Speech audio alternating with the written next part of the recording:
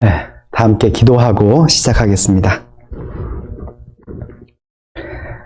사랑과 은혜가 풍성하신 거룩하신 하나님 아버지 참으로 감사합니다.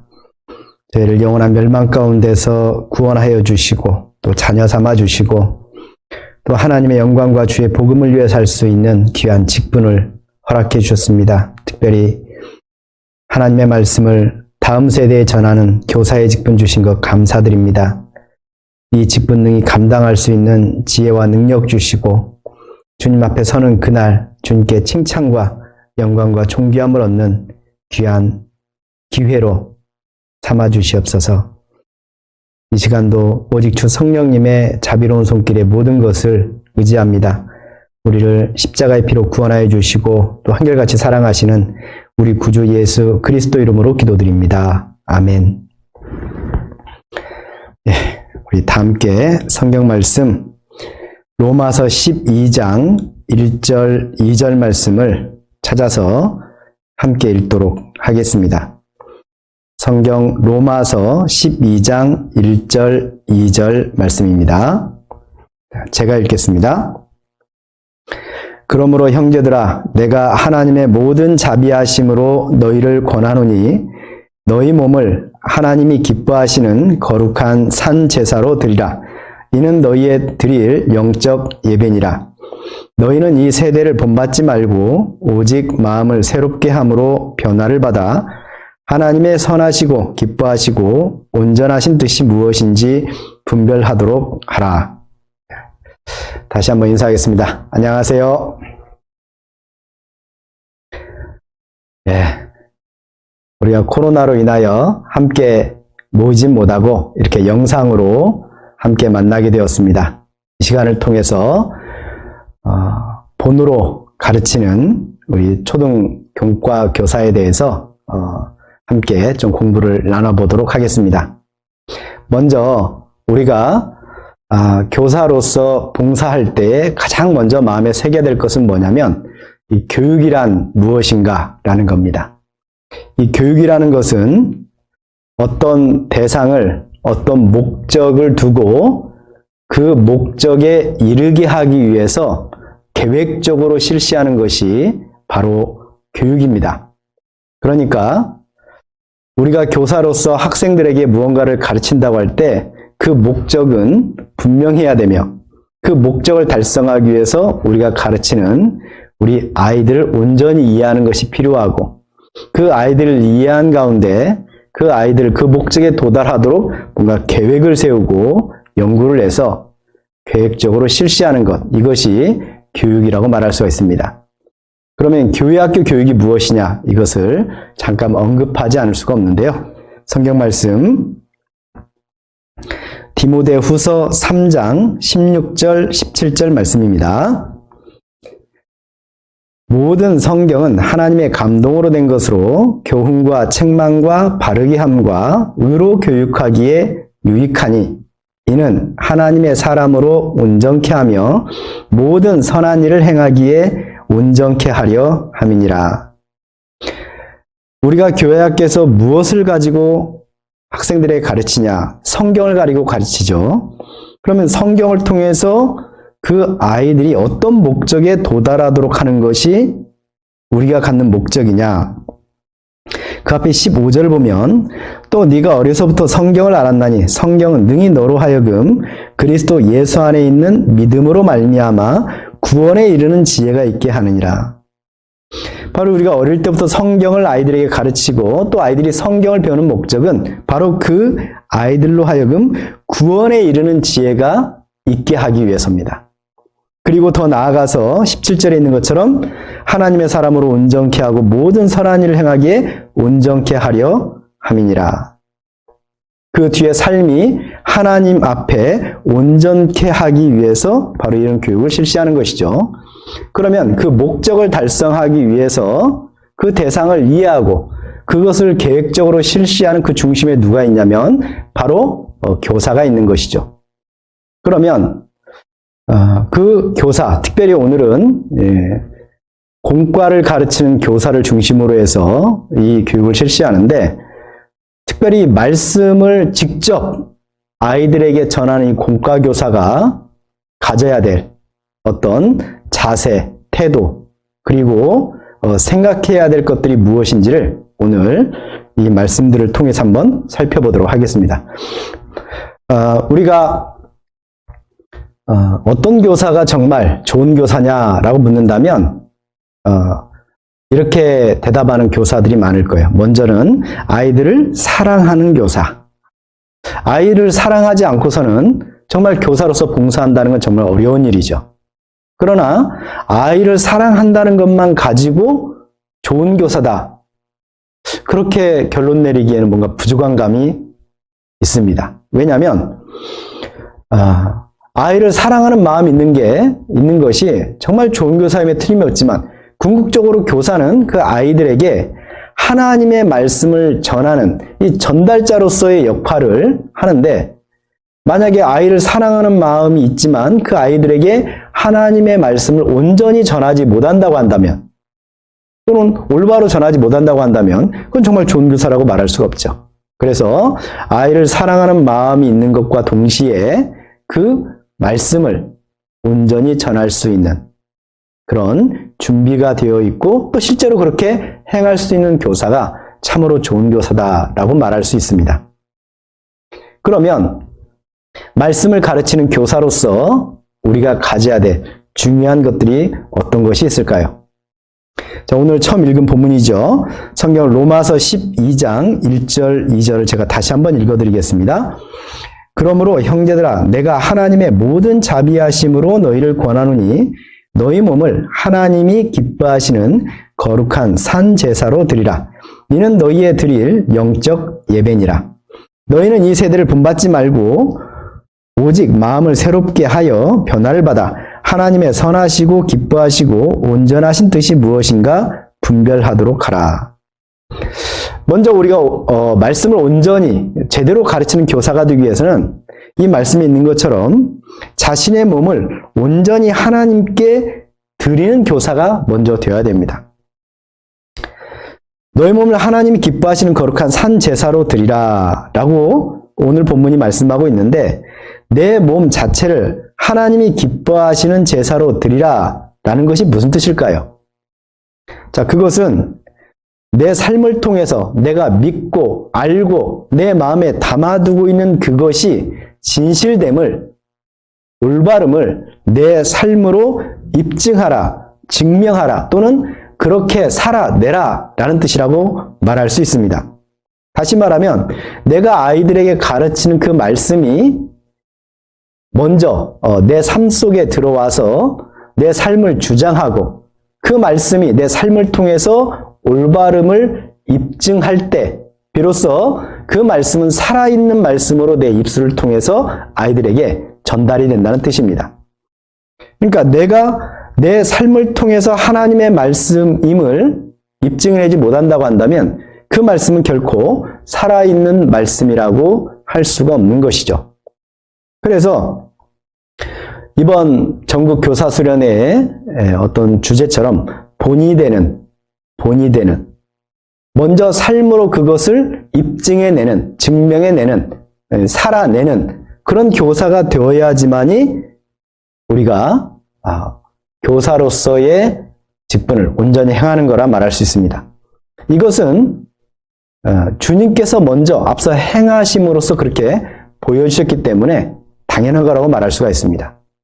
성경 말씀 요한복음 13장 말씀입니다.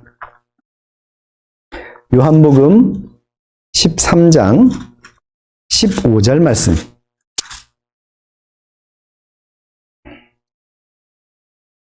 제가 읽어드리겠습니다. 내가 너희에게 행한 것 같이 너희도 행하게 하려 하여 본을 보였노라. 주님께서 십자가에 잡히시기 전날 제자들과 모여서 성만찬을 행하시면서 제자들의 발을 씻겼죠. 그 제자들의 발을 씻긴 것은 무슨 까닭이냐?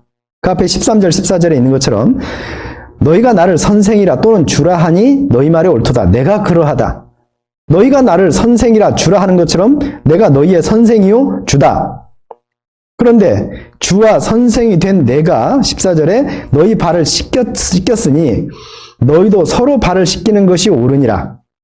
바로 내가 주와 선생이 되어서 너희 발을 씻긴 것처럼 너희도 서로 발을 씻기는 것이 옳다. 너희에게 그러한 일을 행하게 하려 하여서 내가 이렇게 본을 보였다라고 그렇게 말을 하고 있습니다. 섬김의 도를 보여주신 것이죠. 그 앞에 마태복음 20장입니다. 마태복음 20장 28절 말씀입니다. 인자가 온 것은 섬김을 받으려 함이 아니라 도리어 섬기려 하고 자기 목숨을 많은 사람의 대속물로 주려 함이니라. 그 앞에 본문을 보면 제자들이 이제 길을 가는 도중에 누가 높으냐라는 것을 가지고 서로 다툼이 일어났습니다. 세베대의 아들의 어미, 세베대의 아들들, 그 아들들의 어머니가 예수님께 와가지고 하나는 주의 나라에서 좌편에 하나는 우편에 앉게 하여 주십시오 라고 청원한 일을 가지고 제자들 사이에 다툼이 일어났습니다. 그러자 예수님께서 25절에 예수께서 제자들을 불러다가 가라사대 이방인의 집권자들이 너희를 임으로 주관하고 그 대인들이 너희에게 권세를 부리는 줄을 너희가 알거니와 너희 중에는 그렇지 아니하니 너희 중에 누구든지 크고자 하는 자는 너희를 섬기는 자가 되고 너희 중에 누구든지 으뜸이 되고자 하는 자는 너희 종이 되어야 하리라 라고 말씀하시면서 인자, 예수님이 오신 것은 섬김을 받으려 함이 아니라 도리어 섬기려 하고 자기 목숨을 많은 사람의 대속물로 주려 함이니라 라고 말씀하셨습니다. 바로 이 말씀이 사실됨을 그리고 실제로 주님께서 그러한 목적을 가지고 오셨음을 바로 그 최후의 만찬, 바로 그 자리에서 제자들의 발을 씻기신 것으로 주님께서 입증해 보이신 거라고 우리는 말할 수가 있습니다. 그러니까 주님께서 자신이 하신 말씀을 자신의 실제 삶 가운데서 증명해낸 거라고 말할 수 있습니다. 그래서 인자, 예수님께서 오신 것은 섬기려 오셨다라는 것을 우리가 알고 우리도 그 발자취를 당연히 쫓아갈 수가 있는 것이죠. 성경 사도행전 20장도 찾아서 한번 보겠습니다. 사도행전 20장 사도행전 20장 35절 말씀입니다. 35절 사도 바울이 말하는 내용입니다. 범사에 너희에게 모본을 보였노니 곧 이같이 수고하여 약한 사람들을 돕고 또 주 예수의 친히 말씀하신 바 주는 것이 받는 것보다 복이 있다 하심을 기억하여야 할지니라. 사도 바울이 전 세계를 다니며 선교 사역을 행할 때 단순히 말로만 주의 복음을 전한 것이 아니고 실제로 삶을 통해서 모본을 보였다. 특별히 어떤 부분에 있어서 그러냐? 수고하여 약한 사람들을 돕는 것. 그럼으로써 주님께서 주는 것이 받는 것보다 복이 있다 라고 말씀하신 것이 사실임을 입증해 보였다는 겁니다. 바로 이렇게 주님께서 말씀하신 것을 사도 바울이 믿음으로 받아들이고 또 믿음으로 받아들인 것을 삶을 통해서 입증해 보임으로써 사도 바울을 통해서 전해지는 그 말씀이 생명력 있는, 능력 있는 말씀이 되었다는 겁니다. 성경 고린도전서 11장 1절입니다.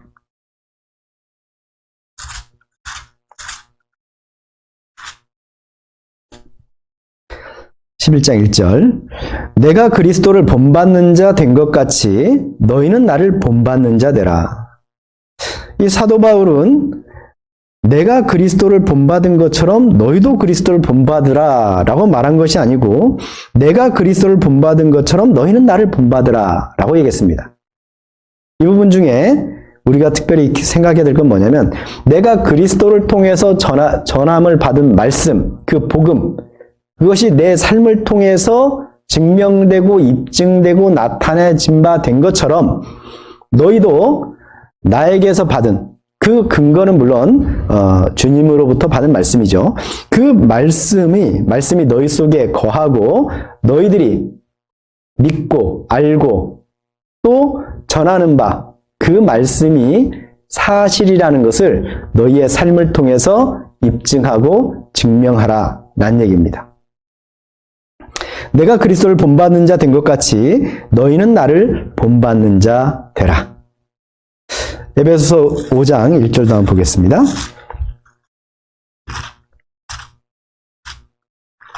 에베소서 5장 1절 말씀입니다. 그러므로 사랑을 입은 자녀같이 너희는 하나님을 본받는 자가 되고, 그러니까 단순히 사도 바울은 그리스도를 본받는 가운데 나의 모습을 너희들이 본받으라 라는 어떤 자신의 삶을 본받으라고 말하는 게 아니고, 내가 그리스도를 통해서 전해진 말씀을 듣고 그 말씀을 순종함으로 그 말씀이 진리요 사실임을 입증해 보인 것처럼 너희도 사랑을 입은 자녀같이 하나님을 본받는, 하나님의 말씀이 육신이 되어 나타난 것이 주님이시기 때문에 바로 그 하나님을 본받는다는 것은 그리스도의 삶을 본받는다는 것, 그리스도의 말씀을 듣고 순종한다는 것이죠. 그렇게 행하라고 지금 권고하고 있는 것입니다. 우리가 전하는 이 말씀이 정말 힘이 있고 능력이 있어서 이 말씀 듣는 아이들이 구원에 이르고 또 그 삶이 온전해지기를 원한다면 그 말씀이 먼저 나의 삶을 변화시키고 나의 삶을 주장하는 말씀이 되어야 한다는 것을 꼭 기억하시기 바랍니다. 자, 히브리서 4장 12절 말씀입니다. 히브리서 4장 12절. 그리고 두 번째는 뭐냐? 히브리서 4장 12절 13절 말씀입니다. 하나님의 말씀은 살았고 운동력이 있어 좌우의 날선 어떤 검보다도 예리하여 혼과 영과 및 관절과 골수를 찔러 쪼개기까지 하며 또 마음의 생각과 뜻을 감찰하나니 지으신 것이 하나라도 그 앞에 나타나지 않음이 없고 오직 만물이 우리를 상관하시는 자의 눈앞에 벌거벗은 것 같이 드러나느니라. 우리 몸을 산제사로 드리라. 주님께서 자신을 본받게 하기 위해서 먼저 행하셨다. 그런 것처럼 사도 바울도 그리스도를 본받은 것처럼 너희는 나를 본받으라.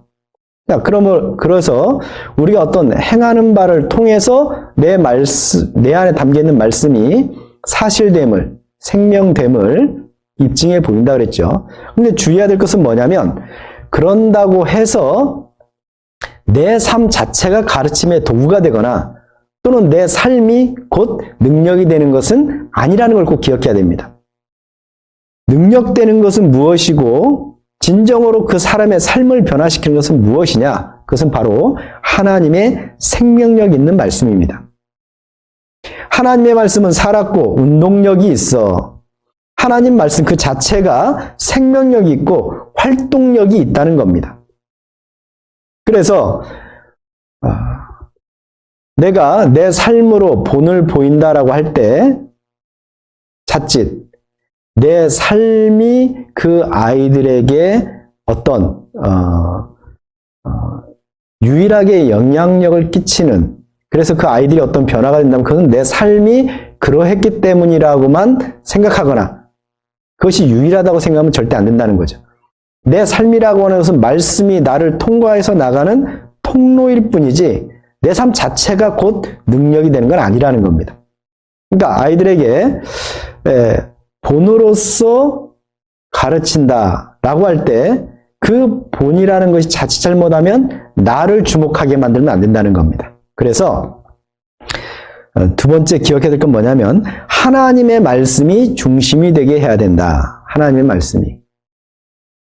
그래서 내가 나를 통과한 하나님의 말씀을 가르치는데 그 말씀 자체가 생명이 있고 운동력이 있기 때문에 그 말씀이 그 아이들 속에 심겨지고 그 아이들의 삶을 변화시키도록 우리가 하나님의 역사에 그것을 맡겨야 된다는 겁니다. 요한복음 14장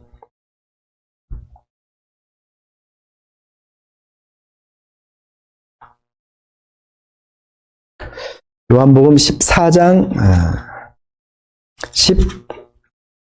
26절입니다. 요한복음 14장 26절. 보혜사 곧 아버지께서 내 이름으로 보내실 성령 그가 너희에게 모든 것을 가르치시고 내가 너희에게 말한 모든 것을 생각나게 하시리라. 곧 말씀이 생명이 있고 말씀이 활동력, 역동성이 있다는 것은 뭐냐? 그 말씀이 곧 성령께서 역사하시는 어떤 도구와 통로가 된다는 겁니다. 그러니까 성령께서 그렇게 되도록 역사하신다는 얘기죠. 주님께서 제자들에게 뭐라고 말씀하시냐면 성령께서 오시면 그 성령께서 모든 것을 가르치고 모든 것을 생각나게 하시리라 그랬습니다. 그러니까 우리가 교사로서 공과를 가르칠 때에 그 말씀이 내 입을 통해서 나가는 순간 그 말씀 자체가 생명력을 가지고 그 아이들 속에 이제 역사하기 시작하는데 그 중심에는 누가 계시냐? 성령의 하나님이 계신다는 겁니다. 또 실제 성령의 역사가 함께하지 않으면 결코 그 말씀을 듣는 아이들의 삶이 변화가 될 수 없습니다. 사도행전 16장입니다.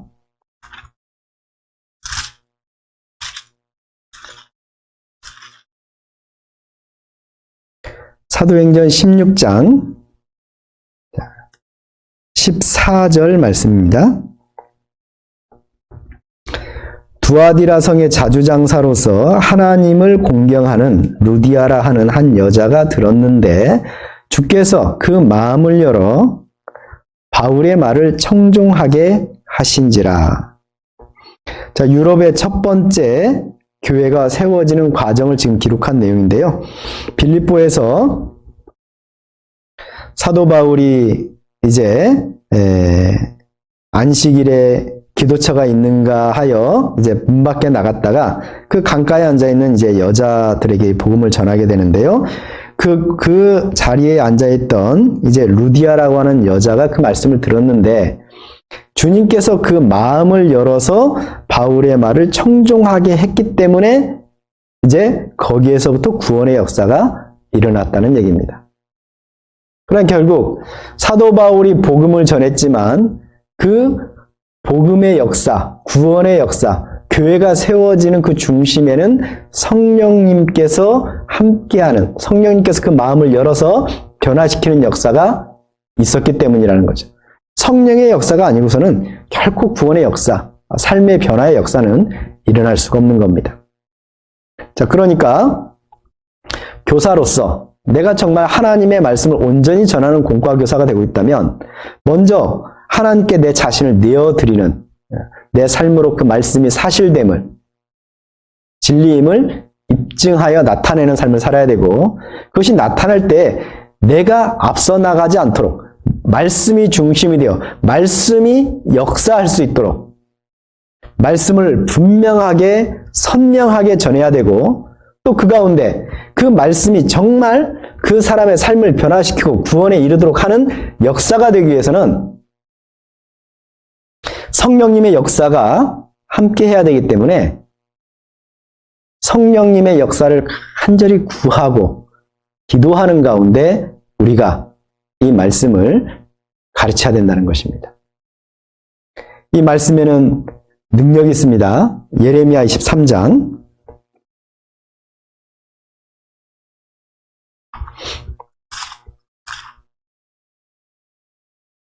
예레미야 23장 29절을 보면요. 나 여호와가 말하노라 내 말이 불같지 아니하냐 반석을 쳐서 부스러뜨리는 방망이 같지 아니하냐. 바로 이 말씀이 성령의 역사심 가운데서 전해질 때에 우리가 가지고 있던 거짓 것들, 잘못된 것들, 습관들, 생각들, 경험들을 쳐서 부수게 된다는 겁니다. 우리가 가지고 있는 지식들 또는 논리들 또는 교사라고 하는 권위, 이런 것들이 그 아이들이 가지고 있는 생각들을 깨뜨리고 변화시키고 구원에 이르도록 하는 것이 아니고 바로 이 하나님의 말씀이 불이 되고 방망이가 되어서 그들의 잘못된 것들을 사르고 부스러뜨림으로써 그의 삶이 변화가 된다는 겁니다. 그래서 주님께서 역사하시는, 다시 말하면 성령께서 역사하시는 그 말씀의 권능을 의지하는 가운데 힘있게 전해야 된다는 겁니다. 마태복음 7장도 한번 보겠습니다. 마태복음 7장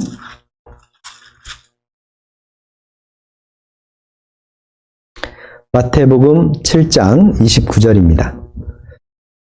비가 내리고 창수가 나고 바람이 불어 그 집이 부딪히되 무너져 그 무너짐이 심하니라. 어떤 사람이 이러한 참극을 경험하느냐?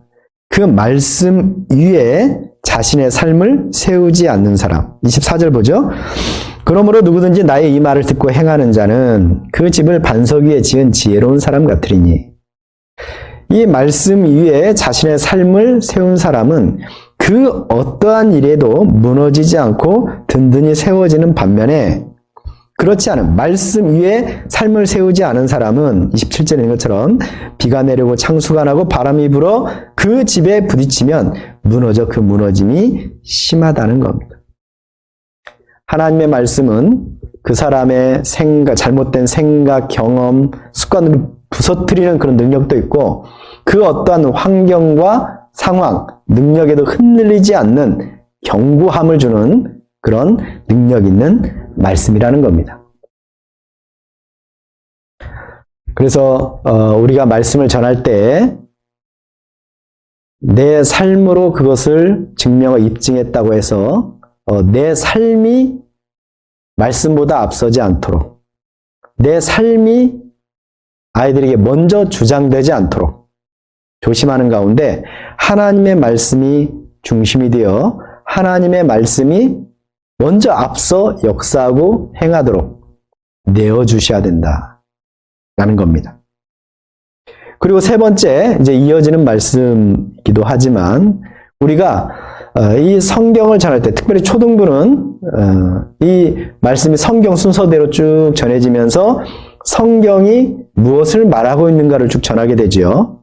그 성경이 무엇을 말하는가를 쭉 전하게 되는 가운데 아이들은 6년의 기간, 1학년 때부터 이렇게 다녔다고 한다면 이 6년의 기간 동안 성경 전체를 한 3번 정도 공부하는 격이 됩니다. 그래서 어릴 때부터 교회를 다니는 아이들은 초등학교 3학년, 4학년, 5학년, 6학년이 되면서 이미 배운 것들을 다시 한번 복습하는 그런 과정이기 때문에 막 아는 채를 그렇게 하죠. 그리고 이렇게 퀴즈를 내면은 막 손을 들고 저요저요 하면서 바로바로 맞추죠.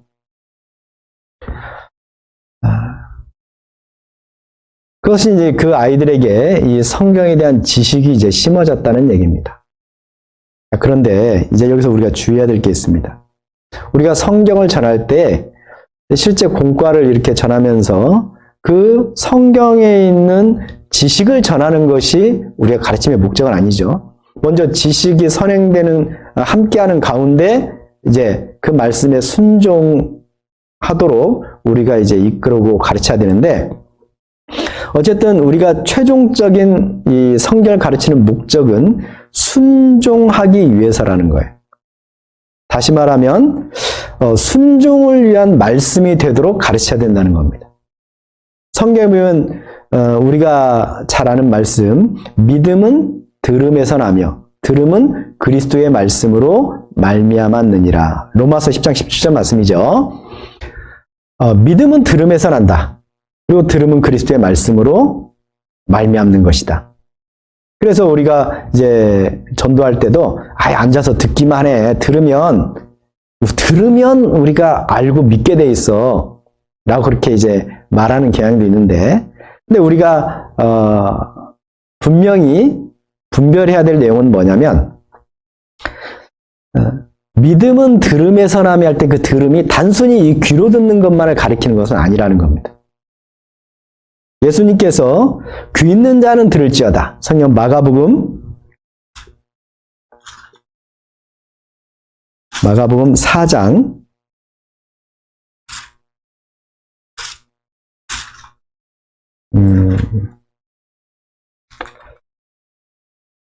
마가복음 4장 9절 말씀. 씨 뿌리는 비유를 말씀하시면서 9절에 뭐라고 말씀하시냐면, 또 이르시되 들을 귀 있는 자는 들으라 하시니라. 들을 귀 있는 자는 들으라 하시니라. 세상에 이 귀가 있으면 특별한 질병이 없는 이상 다 듣죠. 그러니까 들을 귀 있는 자는 들을지어다. 이게 무슨 뜻이겠어요? 그것은 그냥 단순히 귀로 듣는다는 의미가 아니고 듣고서 순종을 위하여 듣는 자는 이런 뜻입니다. 말씀을 들을 때 뭐라고 말하는가 한번 들어보자 이게 아니고 저 말씀을 내가 듣고 어떻게 내 삶 가운데 살아가야 될까? 물론 어린아이들은 이 말씀을 듣는다고 해서 온전히 그 말씀대로 순종하거나 뭐 그럴 수는 없습니다. 그러나 전하는 교사의 입장에서는 그 말씀이 단순히 머릿속으로만 저장되는 말씀이 되지 않고 그 말씀이 내 삶 속으로 들어와서 순종하는 것이 최종적인 목적이 되도록 그것을 위해서 전해야 된다는 겁니다. 우리가 흔히 공부한다라는 말도 있고 또 학습한다라는 말도 있습니다. 교육의 다른 표현이죠. 그런데 공부한다, 공부했다 또는 학습했다라는 말은 단순히 어떤 프로그램을 가지고 진행되는 어떤 과정을 내가 마쳤다는 뜻도 아니고 또 그 과정 속에서 주어지는 내용들을 시험을 통해서 통과했다. 단순히 거기까지를 말하는 게 아닙니다.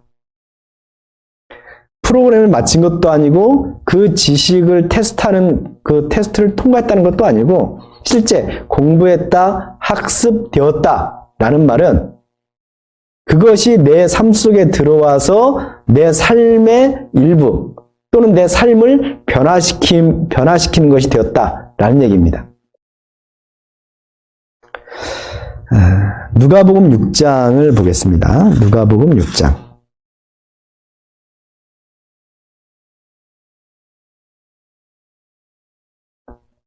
누가복음 6장 46절, 47절 말씀입니다. 너희는 나를 불러 주여 주여 하면서도 어찌하여 나의 말하는 것을 행치 아니하느냐. 내게 나와 내 말을 듣고 행하는 자마다 누구와 같은 것을 너희에게 보이리라. 주님, 주님. 어떤 지식을 가지고 있다는 뜻이죠. 그런데 그 주님, 주님이라고 부르는 그것이 실질적이고 내 삶 가운데 적용된 것이라면 그냥 입술로만 주여주여 하는 것이 아니고 그 주님께서 말씀하시는 바를 듣고 행하지 않을 수가 없다는 얘기죠. 그래서 말씀을 듣고 행하는 자가 진실로 주님을 알고 또 주님의 말씀을 순종하는 사람이라는 얘기죠. 그러니까 제대로 이 말씀을 들은 사람, 주님을 알고 있는 사람은 그 말씀을 통해서 주님이라고 부를 뿐만 아니고 실제로 그 말씀에 순종하는 사람이 진실로 주님을 아는 사람이라고 말할 수 있고 제대로 들은 사람이라고 말할 수가 있다는 얘기입니다. 자, 정리하면 지금까지 세 가지 큰 주제를 말씀드렸습니다. 본이 되는 초등 공과 교사가 되기 위해서는 먼저는 내 자신을 하나님께 내어드리는 그런 삶을 살아야 된다. 하나님의 말씀이 내 속에 들어와서 그 말씀이 내 삶을 주장하도록 그래서 하나님의 말씀이 사실이라는 것을 내 삶을 통해서 입증하고 증명해야 된다.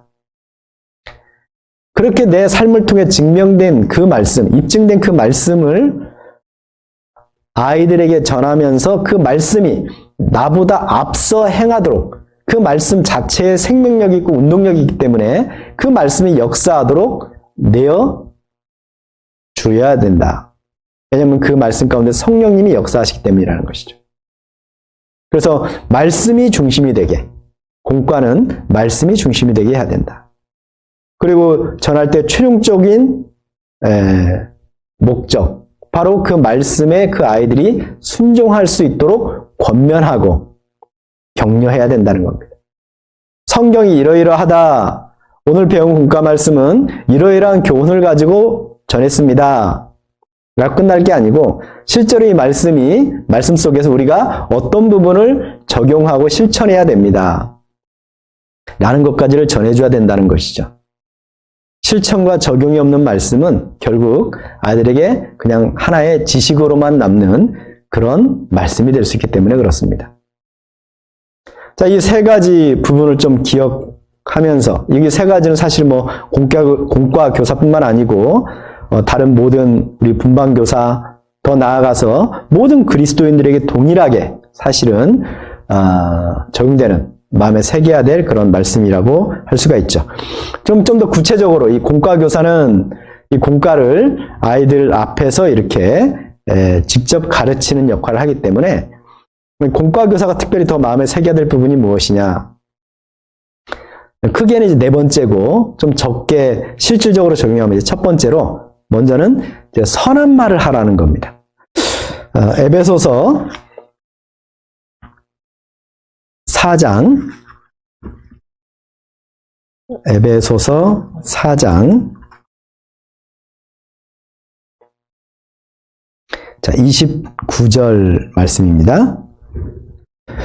무릇 더러운 말은 너희 입 밖에도 내지 말고 오직 덕을 세우는데 소용되는 대로 선한 말을 하여 듣는 자들에게 은혜를 끼치게 하라. 말에는 능력이 있습니다. 하나님께서 말씀으로 천지만물을 창조하셨죠. 그리고 이 말은 내 입을 나가서 어떤 사람에게 영향을 끼치는 능력이 있습니다. 특별히 하나님의 말씀은 말할 것도 없죠.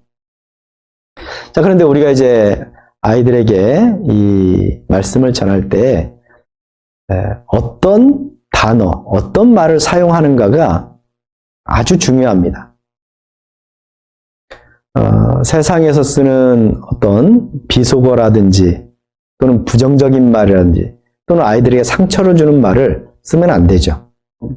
아이를 지적하고 또 아이들에게 어떤 겁을 주게 하는 이제 그런 말을 사용하면 안 됩니다. 몇 가지 예를 들면은 이런 말이죠. 좀 이제 공과하다 보면 아이들이 떠들 때가 있죠. 그 떠들 때 이제 너 떠들면 하나님이 싫어하셔. 하나님이 미워해. 그건 이제 말씀 듣는 자세가 올바라야 된다는 것을 당연히 말하는 것인데 그렇게 함으로써 아이들은 하나님은 나를 미워하시는구나. 하나님은 나를 싫어하겠구나. 하나님은 우리가 아무것도 하나님을 들을 것이 없을 때, 성경적인 표현을 빌면 우리가 아직 죄인되었을 때, 오직 하나님 앞에 심판받을 수밖에 없는 위치, 그런 삶을 살아갈 수밖에 없을 때에 하나님은 우리를 사랑하셔서, 먼저 사랑하셔서 독생자 예수 그리스도를 보내시고 우리를 구원해 주신 분이십니다. 하나님은 사랑이 아닌 하나님이세요. 하나님은 그 아이가 떠들든지 아니면 뭐 딴짓을 하든지 딴 생각을 하든지 상관없이 그 아이를 사랑하세요.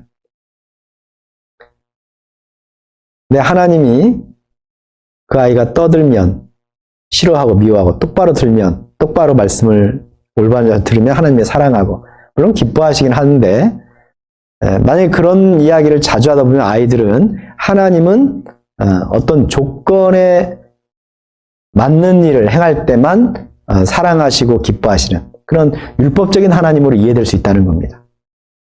그래서 우리가 말 하나 할 때도 이렇게 조심해야 된다는 것을 말씀을 드립니다. 그래서 우리가 이제 특별히 이 말과 관련해서는 좀 의식을 해야 돼요. 그냥 필터 없이 그냥 입에 나오는 대로 그대로만 말하는 것이 아니고 내가 이 공과를 가르칠 때 어떤 시나리오를 가지고 어떤 단어를 써서 아이들에게 어떤 말을 할 것인가를 충분히 연구하고 정리한 상태에서 나가야 됩니다. 그래서 가르치를 이렇게 공과 교사가 올라올 때 내가 이 시간에 가르칠 내용이 무엇인가를 생각하면서 이미 알고 있는 상태에서 올라와야 돼요. 그리고 내가 이렇게 공과를 하면서 내가 무슨 말을 하고 있는지를 알아야 됩니다.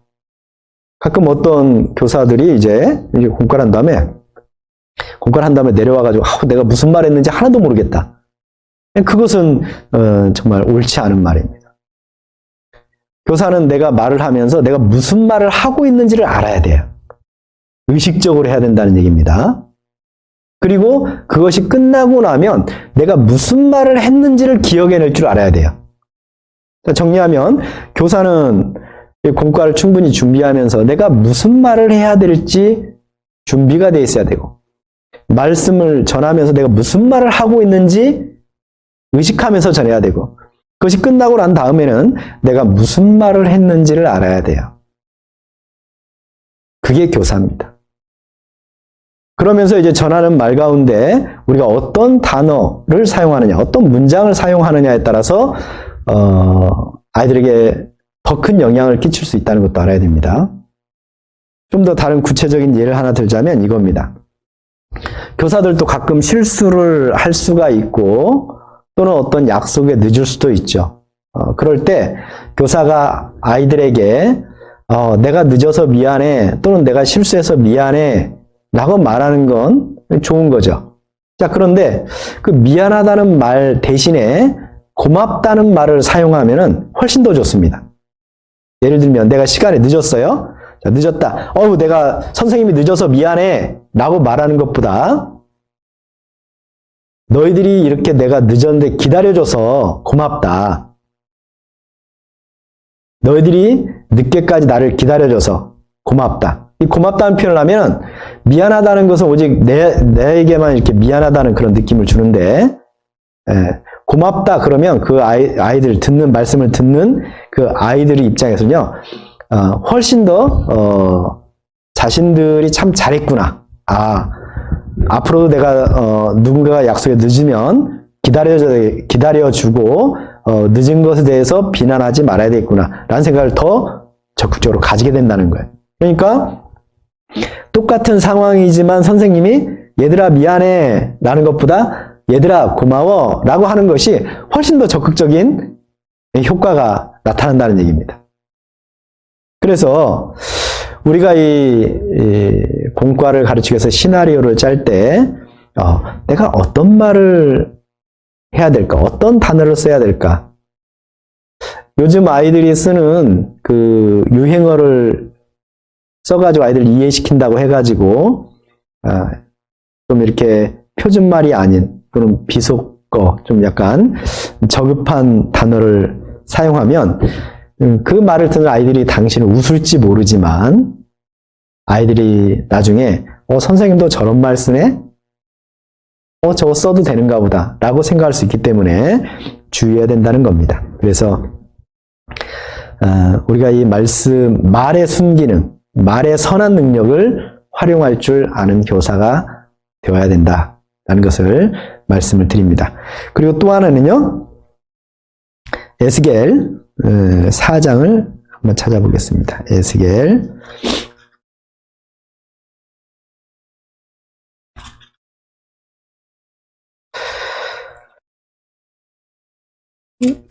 4장 4절부터 6절까지를 제가 한번 읽어드리겠습니다. 너는 또 좌편으로 누워 이스라엘 족속의 죄악을 당하되 네 눕는 날수대로 그 죄악을 담당할지니라. 내가 그들의 범죄한 횟수대로 네가 날수를 정하였나니 곧 390일이니라. 너는 이렇게 이스라엘 족속의 죄악을 담당하고 그 수가 차거든 너는 우편으로 누워 유다 족속의 죄악을 담당하라. 내가 네게 40일을 정하였나니 일일이 1년이니라. 우리가 말씀이 중심이 되고 또 말씀이 역사하도록 해야 된다라는 이 표현이 내가 이 말씀 이외에 이제 보조 자료를 써서는 안 된다거나 또는 내가 이제 드러나지 않도록 뭔가 좀 딱딱한 분위기에서 그냥 마치 녹음기에서 이 말소리가 나오는 것처럼 이렇게 말만 해야 된다는 그런 뜻이 아닙니다. 이 에스겔 4장을 보면 하나님께서 에스겔 선지자에게 이스라엘 족속과 유다 족속의 죄악을 이제 언급하면서 일종의 이 퍼포먼스죠. 에스겔이 좌편으로 누워서 390일, 그리고 또 우편으로 누워서 40일. 이 하나님께서 에스겔 선지자에게 좌편으로 눕는 또는 우편으로 눕는 이런 행위를 하게 함으로써 그 메시지를 좀 더 입체적으로 드러날 수 있도록 했다는 거죠. 우리가 이 말씀을 전할 때 아까 어떤 단어를 사용하느냐 중요하다 그랬는데 그 말뿐만이 아니고 실제 흔히 말하는 비언어적 행위, 교사의 어떤 표정, 이 어떤 모션 또는 어떤 그런 분위기 이런 것들이 가르침의 도구가 될 수 있다는 겁니다. 그래서 이 말에 어떤 언어, 어떤 단어를 사용하느냐 뭐 이걸 생각함과 동시에 우리가 우리 스스로가 어떤 가르침의 도구가 되어서 이 하나님의 말씀을 좀 더 입체적으로 나타날 수 있도록 좀 훈련하고 연습해야 된다는 겁니다. 뭐 무표정한 표정으로 이렇게 말씀만 전한다든지 아니면 뭐 손짓 발짓 안 하고 그냥 차렷 자세로만 전한다든지 어떤 그런 것보다는 교사 자신이 어떤 액션을 취한다든지 어떤 표정의 다양성 어떤 그런 과정을 통해서 이 말씀을 좀 더 입체적으로 그리고 다양하게 아이들에게 전할 수 있는 능력을 키워야 된다는 겁니다. 그리고 이제 더 나아가서는 그 아이들이 이 공과 속에 참여할 수 있도록 물론 적극적으로 아이들이 들어오게 되면 분위기가 혼란스러울 수도 있고 이 메시지가 잘 전달 안 될 수도 있는데 그래도 아이들이 그 말씀을 듣는 순간 그 표정을 보고 질문을 하고 반응을 하는 것을 적절하게 활용할 줄 알아야 된다는 겁니다. 예레미야 19장도 한번 보겠습니다. 예레미야 19장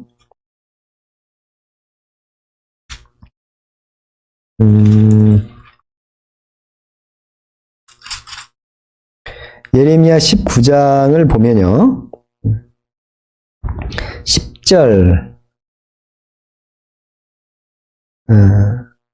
10절 11절 제가 한번 보겠습니다. 만일 그들이 나 보기에 악한 것을 행하여 내 목소리를 청종치 아니하면 내가 그에게 유익한 대로 하리라 한 선에 대하여 뜻을 돌이키리라. 그러므로 이제 너는 유다 사람들과 예루살렘 거민들에게 말하여 이르기를 하나 여호와의 말씀에 보라 내가 너희에게 재앙을 내리며 계책을 베풀어 너희를 치려 하노니 너희는 각기 악한 길에서 돌이키며 너희 길과 행위를 선하게 하라 하셨다 하라. 하나님께서 예레미야에게 이제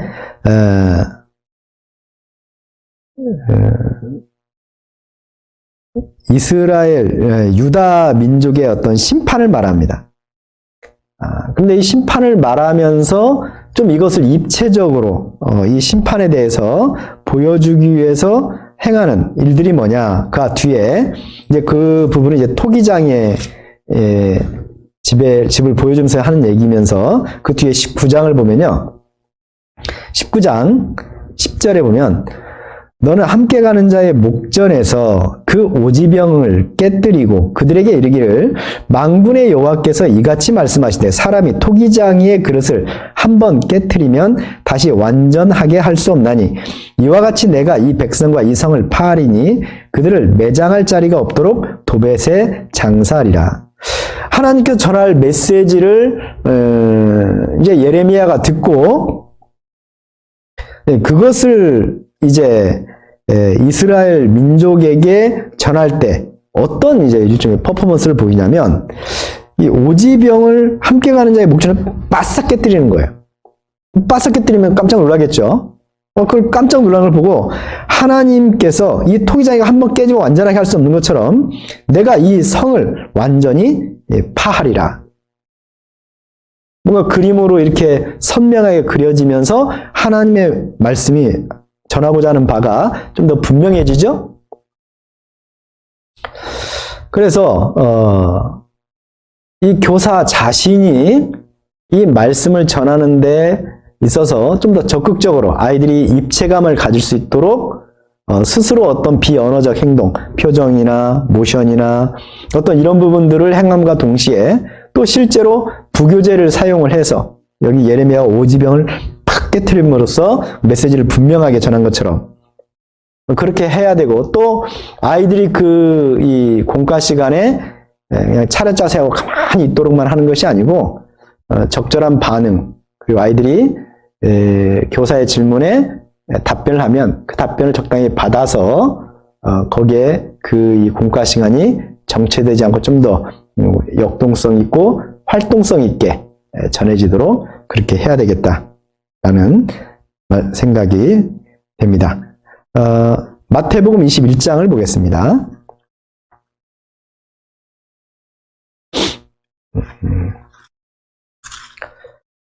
마태복음 21장 16절, 15절, 16절 제가 읽겠습니다. 대제사장들과 서기관들이 예수의 하시는 이상한 일과 또 성전에서 소리질러 호산나 다윗의 자손이 하는 아이들을 보고 분하여 예수께 말하되 저희의 하는 말을 듣느뇨? 예수께서 가라사대 그렇다. 어린아기와 젖먹이들의 입에서 나오는 찬미를 온전케 하셨나이다 함을 너희가 읽어본 일이 없느냐 하시고 예수님께서 이제 십자가 사건, 십자가의 어떤 일을 위해서 예루살렘에 이렇게 들어가 입성할 때 나귀를 타고 입성하는데 그 나귀를 타고 입성하는 가운데 아이들이 막 환호성을 지르고 찬양하고 이러니까 이제 종교가들이 종이 좀 시키라고 얘기하죠. 그러나 주님께서 그 아이들의 입에서 나오는 찬양을 막을 수 없다라고 얘기했습니다. 오히려 그 아이들이 잠잠하면 돌들이 소리 지르리라 라고 말씀하셨어요. 그 아이들이 하나님의 말씀에 참여함을 금지시키지 않았다는 겁니다. 아이들이 주님께 오는 것을 제자들이 막으니까 그 아이들을 가까이 오라고 얘기합니다. 천국이 이런 자의 것이라고 말을 하죠. 그래서 우리가 이제 공과 말씀을 전할 때 이 말씀을 전하는 교사 앞에 있는 아이들이 그 말씀을 듣는 대상이며 주인공이라는 것을 늘 잊으면 안 됩니다. 그냥 일방적으로 전하는 나는 전하고 너희는 들어야 돼. 라는 그런 대상으로만 그 아이들이 있는 것이 아니고 그 말씀을 공부하는 데 있어서의 한 부분으로서 또 참여할 수 있는 여지도 있다는 것을 우리가 기억을 해야 된다는 얘기입니다. 자, 근데 이런 말씀을 들으면 이제 교사들이 어느 정도 좀 이제 자신감이 좀 사라질 수 있습니다.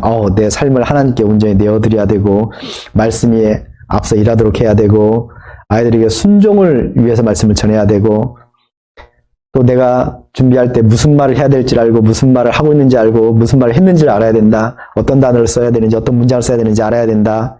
그리고 스스로가 도가 되어서 말씀을 입체감 있게 표정이나 또는 손짓이나 또는 어떤 기타 다른 어떤 도구들을 이용하는 것 또 아이들과 반응하면서 적극적으로 커뮤니케이션 하는 것 아유 어렵다. 죽겠다. 내가 어떻게 이런 것을 다 할 수 있는가?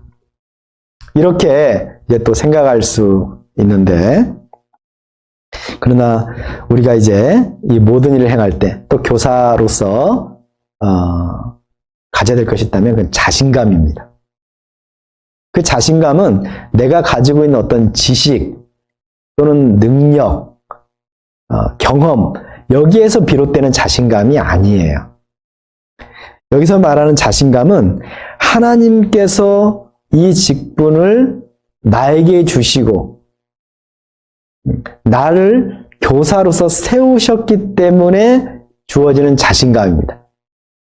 주님으로부터 비롯되는 자신감이라는 것이죠. 성경 골로새서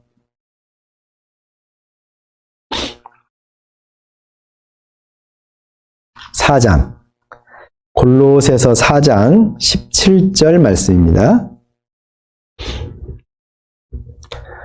아키뽀에게 이르기를 주 안에서 받은 직분을 삼가 이루라고 하라. 주 안에서 받은 직분. 이건 단순히 아키뽀라는 사람에게만 한 말씀이 아니죠. 교회 안에 있는 모든 직분은 다 주 안에서 받은 직분입니다. 그 주 안에서 받은 직분이라는 것은 이 직분이 얼마나 중요한가, 내가 맡은 일이 얼마나 책임 있는가, 그 부분만을 말하는 것이 아니고 주님께서 그 직분을 허락하셨을 때는 주님께서 그 직분을 행할 수 있도록 나에게 도움을 주시는, 돕는 자가 되신다는 그런 약속이 늘 함께하기 때문에 내가 지금 여기 내가 지금 여기 서 있다 할지라도 나 혼자 서 있는 게 아니고 주님께서 돕는 자로서 나와 함께 하신다라는 것에서 비롯되는 자신감이죠. 히브리서 13장.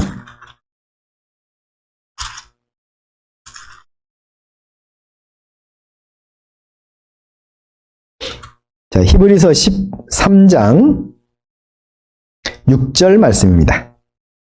6절. 그러므로 우리가 담대히 가로되 주는 나를 돕는 자시니 내가 무서워 아니하겠노라. 사람이 내게 어찌하리요 하노라. 그러므로 주께서 담대히 가로되 주는 나를 돕는 자시니 내가 무서워 아니하겠노라. 사람이 내게 어찌하리요. 주는 나를 돕는 자시다. 주님께서 나를 세우셨다. 나를 교사로 부르시고 특별히 공과교사로 이 앞에 나를 세우셨다.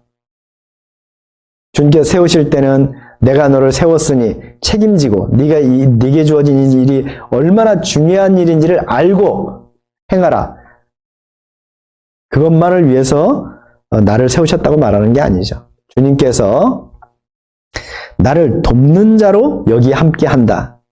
네가 그 일을 감당할 수 있도록, 그 직분을 능히 행할 수 있도록 내가 도와주겠다.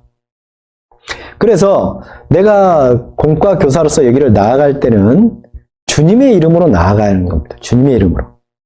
저 밑에 있으면 기마무게, 바가무게 어떤 개인들이지만 여기에 올라올 때는 하나님의 말씀을 맡은 자로서 하나님께서 주신 직분을 가지고 하나님의 도우심을 힘입어서 담대히 나가기 때문에 내가 지금 주님의 이름으로 여기 있다. 마치 다윗이 골리앗 앞에 설 때 내가 하나님의 이름, 만군의 여호와의 이름으로 너에게 나아간다 한 것처럼 담대함을 가지고 자신감을 가지고 이 앞에 서야 된다는 것입니다. 그래서 내려가서는 겸손하고 올라와서는 용맹스럽게 이 말씀을 힘있게 전해야 됩니다. 사무엘상 17장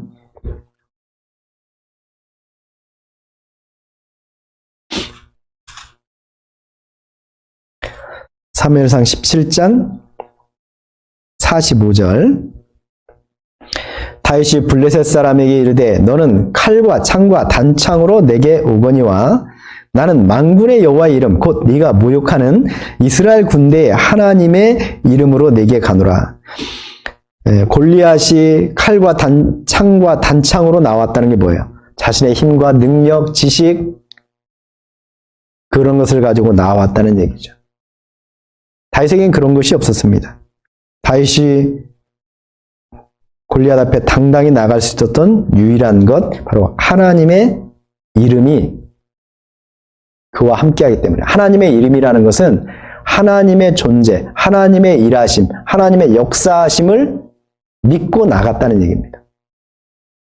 우리도 충분히 준비하고 어떤 부교재를 준비하고 어떤 그런 것들을 의지하고 여기 서는 것이 아니라 공과교사로서 서는 것이 아니라 하나님께서 주신 직분, 하나님께서 도와주심, 또 하나님께서 역사하심을 바라고 믿는 가운데 이 앞에 당당하게 서서 하나님의 말씀을 정말 용맹스럽게 힘있게 전해야 된다는 것을 말씀드립니다. 그리고 성경 디모데전서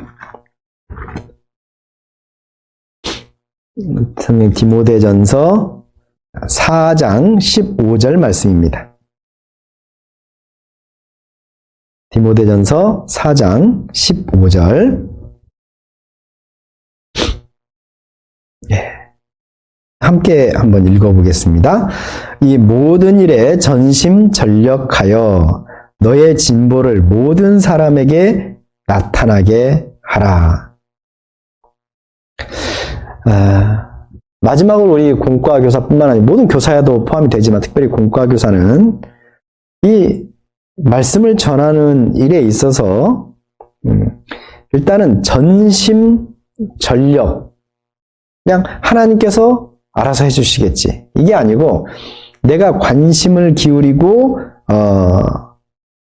뭔가 농사 짓듯이 원래 이 전심전력이라는 말은 관심을 가져라 라는 뜻이면서 동시에 뭔가 밭을 경작한다 이런 뜻이거든요. 그러니까 뭔가 농사를 지으려면 뭔가 저절로 되는 게 아니죠. 밭을 갈고 씨를 뿌리고 땀을 흘려 수고해야 됩니다. 그러니까 하나님의 말씀을 맡아서 이 하나님의 말씀을 전한다는 것이 쉬운 일은 아니라는 거예요. 전심전력 해야 될 일입니다. 그럼과 동시에 진보를 나타내야 된다는 거예요.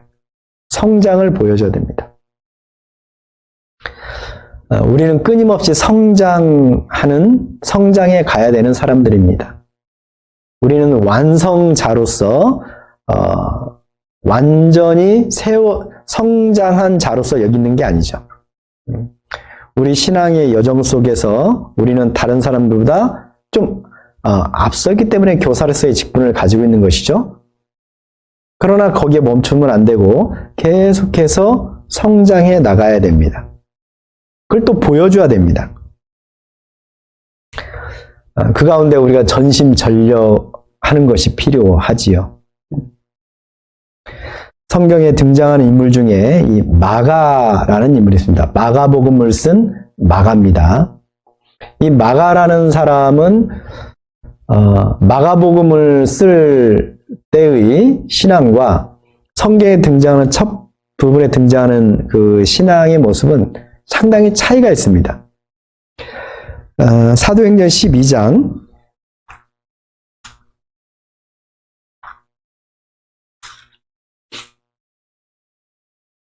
사도행전 12장 12절을 보면요. 이제 초대교회 성도들이 어디에 모여 있었는가를 보여주는 내용이 12절에 나와 있는데 깨닫고 마가라 하는 요한의 어머니 마리아의 집에 가니 여러 사람이 모여 기도하더라. 이 베드로가 감옥에 있다가 그 감옥에서 벗어나서 이제 간 곳이 마가의 집입니다. 그런데 이 마가의 또 다른 이름은 이제 요한이죠. 근데 이 마가 요한이 이 바나바의 생질, 이 조카라 그랬어요. 그래서 그 집이 부유했기 때문에 이제 초대교회의 성도들이 모였던 곳이기도 한데, 그래서 어쨌든 말씀을 가까이 할 수 있는 환경, 배울 수 있는 기회가 많았다는 생각이 듭니다. 특별히 사도들에게. 그런데 그가 이제 사도 바울이 이제 선교를 떠날 때 바나바와 더불어 함께 동행하는 그런 기회를 갖게 됩니다. 바로 12장 25절 말씀입니다. 12장 25절. 바나바와 사울이 부주의를 마치고 마가라는 요한을 데리고 예루살렘에서 돌아오니라. 그러니까 이제 바나바와 사울의 일에 마가 요한이 동참할 수 있는 기회를 가진 겁니다. 그리고 이제 13장에 가면 바울의 1차 선교 여행이 이제 시작됩니다. 자, 거기에 이 마가라는 사람이 동참할 수 있는 기회를 가지게 되죠. 그런데 사도행전 13장 13절, 바울과 및 동행하는 사람들이 바보에서 배 타고 밤빌리아에 있는 버가에 이르니 요한은, 여기서 요한은 이제 마가 요한을 말합니다. 요한은 저희에게서 떠나 예루살렘으로 돌아가고. 왜 마가 요한이 여기까지 왔다가 예루살렘으로 돌아갔는지 그 이유가 정확하게 나오진 않습니다. 그러나 분명한 것은 이 마가가 바나바와 바울이 함께 선교하는 일에 동참했다가 초기에 탈락해버린다는 거예요. 이탈해버린다는 겁니다. 그에게 어떤 어려운 점, 떠날 수밖에 없는 이유가 있었는지 모르지만 그것이 긍정적인 이유는 아니었던 것 같아요. 왜냐하면 15장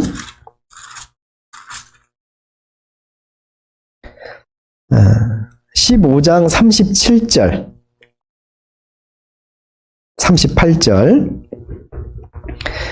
바나바는 이제 2차 선교행입니다. 1차 선교행이 끝나고 2차 선교행을 떠나려고 할 때 37절에 바나바는 마가라 하는 요한도 데리고 가고자 하나.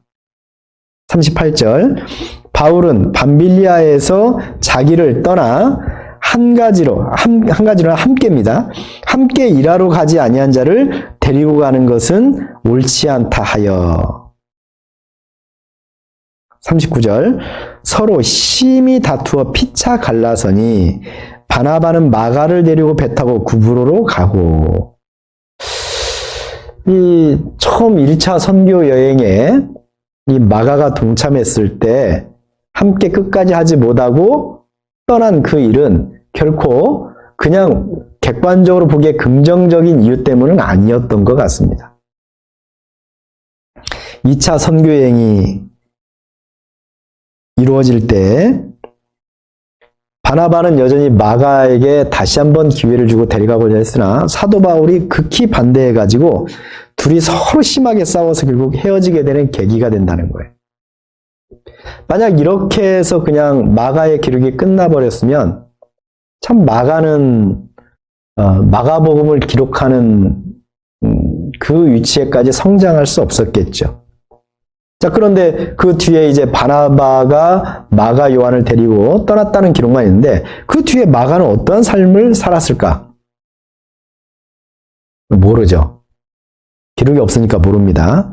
그러나 분명한 것은 마가는 1차 선교여행 때 떠났던 마가로 계속 남아있진 않았다는 거예요. 마가는 변했습니다. 디모데후서 4장 11절입니다. 디모데후서 4장 11절, 누가만 나와 함께 있느니라. 네가 올 때에 마가를 데리고 오라. 저가 나의 일에 유익하니라. 이 디모데후서는 사도 바울의 이제 마지막 생애에 있었던 기록된 그런 서신서죠. 자, 이 부분에 있어서 사도 바울이 디모데에게 뭐라고 편지를 쓰냐면, 누가만 나와 함께 있다. 네가 올 때 마가를 데리고 오라. 저가 나의 일에 유익하니라. 마가 때문에 바나바와 헤어질 만큼 마가에 대해서 극히 실망했던 이 사도 바울이 여기서는 저는 나의 일에 유익하다. 저를 꼭 데려와라. 라고 말을 합니다. 좀 놀랍죠? 성경 베드로전서 5장 13절.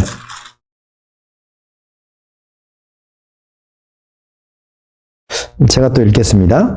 함께 택하심을 받은 바벨론에 있는 교회가 너에게 문안하고 내 아들 마가도 그리하느니라. 여기서는 베드로가 마가를 향해서 내 아들이라고 표현합니다.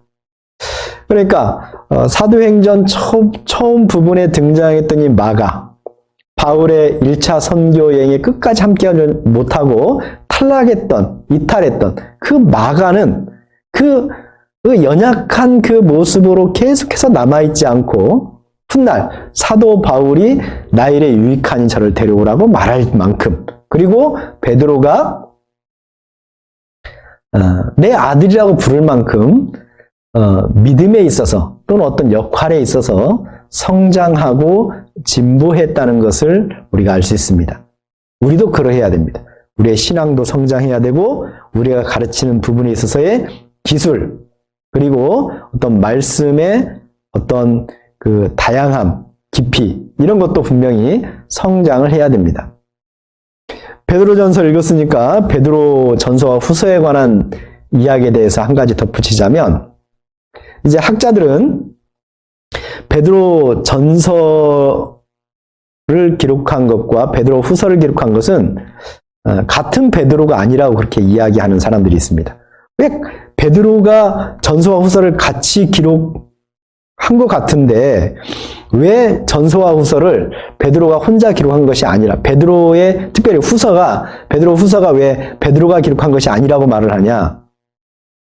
우리가 보는 이 한글 성경을 가지고서는 잘 표가 안 나지만 원문, 그러니까 헬라어로 보면 이 전서는 아주 단순하고 투박한 헬라어로 기록이 된 반면에 이 베드로 후서는 아주 세련되고 어떤 고급스러운 헬라어로 기록되었다고 말합니다. 그러니 베드로가 글을 모르는 무식한 사람인데 어떻게 이 세련되고 지적인 고급 언어를 사용해서 베드로 후서를 기록할 수 있었겠느냐? 물론 베드로가 이 성경을 직접 기록한 것이 아니고 대필자를 통해서 불러주고 대필자가 기록했을 가능성도 있습니다. 그러나 우리가 한 가지 기억해야 될 것은 베드로가 예수님과 함께할 때의 베드로, 그리고 처음 이제 예루살렘에 있을 때의 베드로와 말년의 베드로를 그대로의 베드로라고 착각하면 안 된다는 겁니다. 그러니까 베드로는 끊임없이 믿음이 성장하는 모습을 보여요. 예수님을 따라다닐 때의 베드로, 그리고 고넬료에게 복음을 전할 때의 베드로, 그 이후의 베드로는 같은 베드로지만 성장하고 진보하는 베드로라는 거예요. 그래서 단순하고 투박했던 헬라어가 베드로 후서에 가서 고급지고 세련된 헬라어로 기록되어 나타났다는 것이, 그걸 이상하게 생각하면 안 된다는 겁니다. 역사에도 그런 선례가 많죠. D.L. 무디도 초등학교 정도 교육밖에 안 받은 사람이라고 말을 하지만 그가 끝까지 그런 어떤 못 배운 사람으로서 낮은 지적 수준을 가지고 복음을 전했다고 생각하면 큰 오산입니다. 그래서 교사들은 이 마가처럼 뭔가 성장하고 진보하는 모습을 보여줘야 됩니다. 나타나야 됩니다. 가르침에 있어서도 그렇습니다. 그러니까 이 교사들은 많이 공부하고 많이 경험해야 됩니다. 이 사람은 자기 경험한 것 이상으로 성장하거나 생각을 확장시키기가 어렵습니다. 사람은 자기 경험에 이렇게 갇혀 살게 돼 있거든요. 그러면 우리에게 주어진 시간, 어떤 경제적인 측면을 가지고 우리가 무한대로 어떤 우리 경험을 확장시킬 수가 없어요. 어디 마음껏 갈 수도 없고 마음껏 어떤 것을 체험해 볼 수가 없습니다. 우리가 할 수 있는 한도 내에서 최대한 경험을 확장시켜가는 것밖에 없어요. 거기에 두 가지 방법이 있다면, 첫째는 책을 많이 보는 겁니다. 책을 통해서 다양한 사람들, 다양한 세계를 경험해서 우리의 생각을 넓혀가고 우리의 경험을 넓혀가야 되는 것이고요. 그리고 두 번째는 내 주변에 있는 사람들과 많은 대화를 나눠야 됩니다. 먼저 교사의 직분을 맡아 수고한 분들, 또 신앙생활을 먼저 시작하신 분들하고 끊임없이 소통하고 교제하는 일을 통해서 경험을 확장시켜 가야 됩니다. 그러기 위해서는 물론 이제 겸손을 해야 되고 들을 준비가 돼야 되겠죠.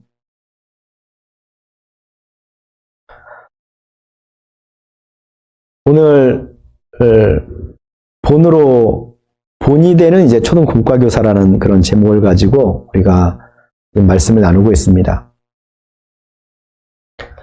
앞에 세 가지, 하나님께 내 자신을 내어드리고 또 말씀이 중심이 되게 하고 또 순종을 위한 말씀이 되게 해야 된다. 이것은 모든 교사, 더 나아가서 모든 그리스도인들에게 일반적이고 보편적인 어떤 교훈이라는 생각도 듭니다. 그러나 공과교사는 특별히 이걸 더 마음에 새겨야 됩니다. 나를 통해서 증명되지 못한 말씀을 전할 수가 없고 또 내가 말씀을 전할 때 말씀 그 자체가 운동력이 있고 능력이 있다는 것을 알고 말씀 자체가 역사하도록 하지 않으면 안 되고 내가 드러나면 안 되니까요. 그리고 그 아이들이 말씀을 들을 때 순종을 위해서 들을 줄 알아야 되고 또 실제 순종해야 되고 자, 그런 가운데 우리 특별히 공과 교사로서 네 가지 실천해야 될 부분들을 한번 정리해 봤습니다. 첫째는 말의 순기능을 활용할 줄 알아야 된다. 선한 말을 많이 해야 된다. 그리고 두 번째는 스스로가 도구가 되어서 더욱더 가르침의 내용을 입체적이고 다양하게 드러낼 줄 알아야 된다. 그리고 세 번째는 주님께서 이 자리에 나를 세웠기 때문에 자신감을 가지고 해야 된다. 하나님은 나를 돕는 자로서 나와 함께 하시기 때문이다. 그리고 네 번째는 우리는 부름받을 때의 위치 그대로의 모습을 가지고 머물러서는 안 된다. 늘 성장하고 진보되어야 된다. 말씀의 깊이에 있어서나 다양성에 있어서나 가르침의 어떤 스킬에 있어서도 마찬가지다. 책을 많이 읽고 많은 사람과 대화하는 그런 우리가 되어야 되겠습니다. 성경 요한복음 6장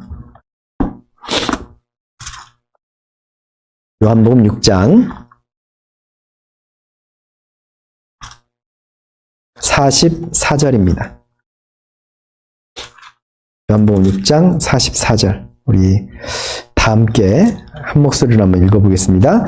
나를 보내신 아버지께서 이끌지 아니하면 아무라도 내게 올 수 없으니 오는 그를 내가 마지막 날에 다시 살리리라. 아버지께서 이끌지 않으면 아무라도 내게 올 수 없다. 꼭 기억하시기 바랍니다. 내가 지금 이 직분을 가지고 여기 있는 유일한 이유는 하나님 아버지께서 나를 이끄셨기 때문입니다. 나를 이끄신 하나님께서 디모데전서 1장 12절에 있는 것처럼 나를 등하게 하실 것입니다. 그러면 우리는 부름받은 자로서 이 말씀을 받은 자로서 내 몸을 쳐 복종하고 순종해야 되겠습니다. 고린도전서 9장 27절 마지막으로 한번 읽어보겠습니다. 고린도전서 9장